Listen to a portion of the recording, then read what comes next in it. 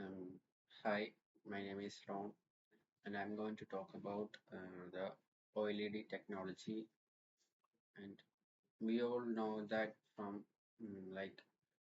we use that from our smartwatch, televisions, smartphones, etc. We use that in our everyday life, and that's the thing that what I am going to talk about.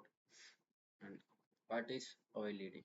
And OLED is organic light emitting diodes. It is a display technology that uses organic compounds to emit light when electric current passes through them, and that's how the OLED works. But their highlight is which they can be more vibrant displays and also with energy efficiency and flexibility. Uh, Talking about flexibility, like I mean that it can be rolled or folded. Like it is used in foldables and rollable smartphones.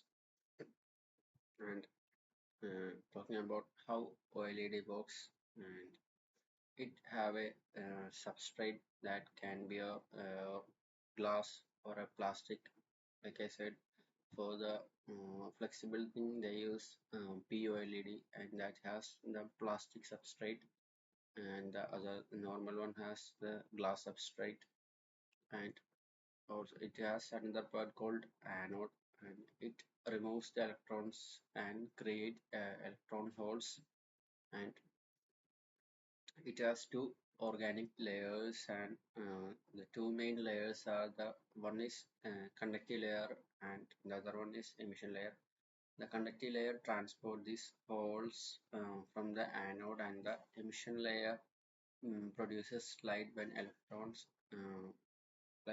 recombine with these holes, and that's how this light emission works.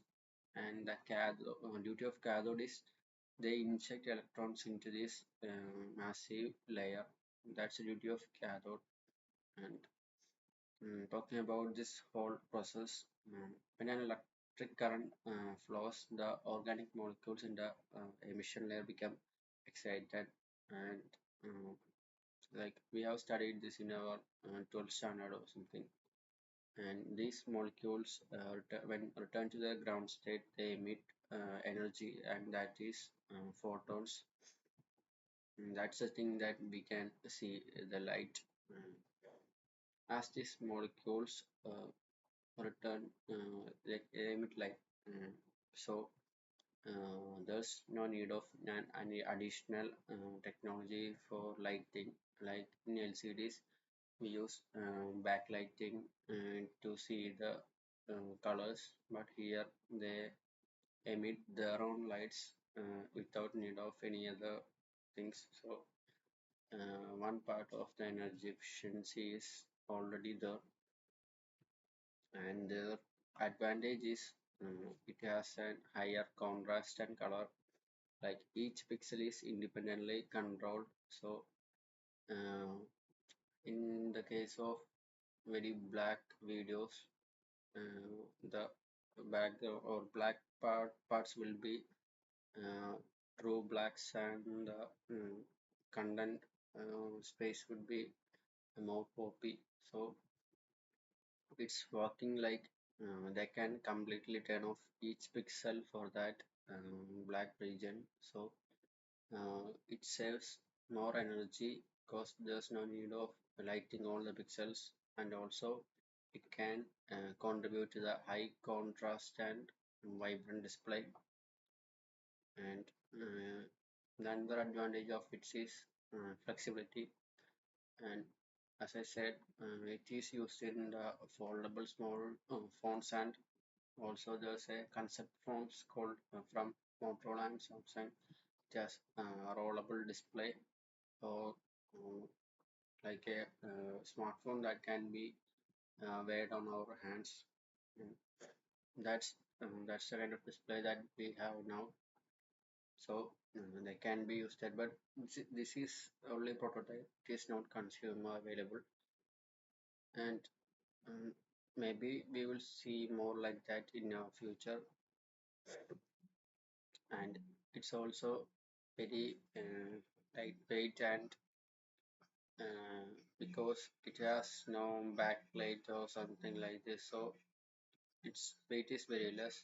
It only has that substrate layer, and the another advantage is it has wide viewing angles. Even if I am seeing that from here or here, it can be viewed easily. But in the case of LCDs, we can see if we shift to another part, the displays become like a shade.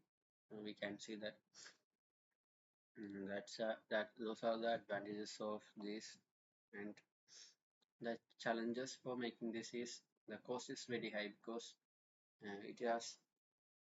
it requires more precision because of the tiny things, like if one if any one becomes faulty, then the whole display is a waste. So it requires more precision. That's why the cost is very high. Also, the lifespan is lower because of they degrade very faster,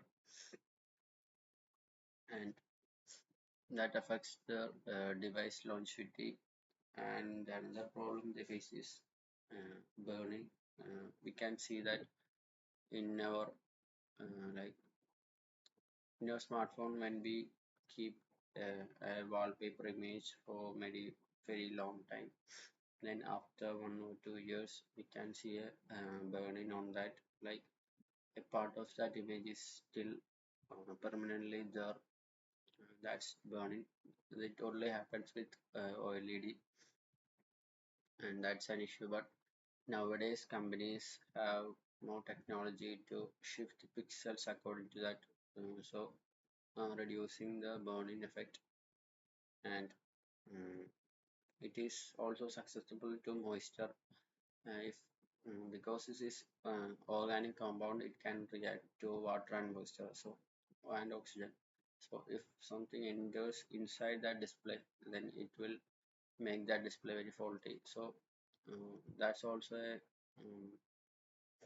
problem to that, because can be damaged easily.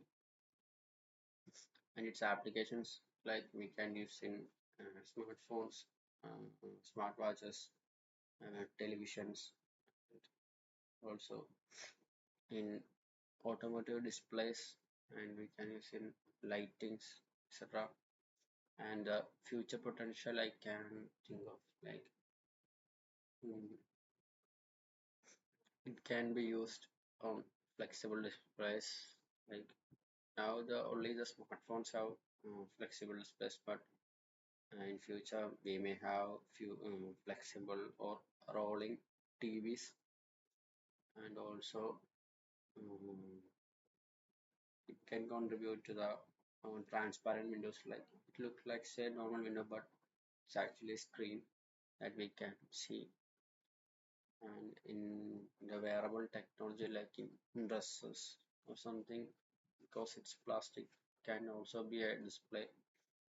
And when these advancements in the blue emitting materials enhance durability and efficiency, then it will become more popular than now. And OLEDs are the current things that emerging in the display technology uh, for many years. There are some other technologies also, but now we are talking about this, and that's all about this video. And I think you have an idea of how OLED works, and that's all. Thank you.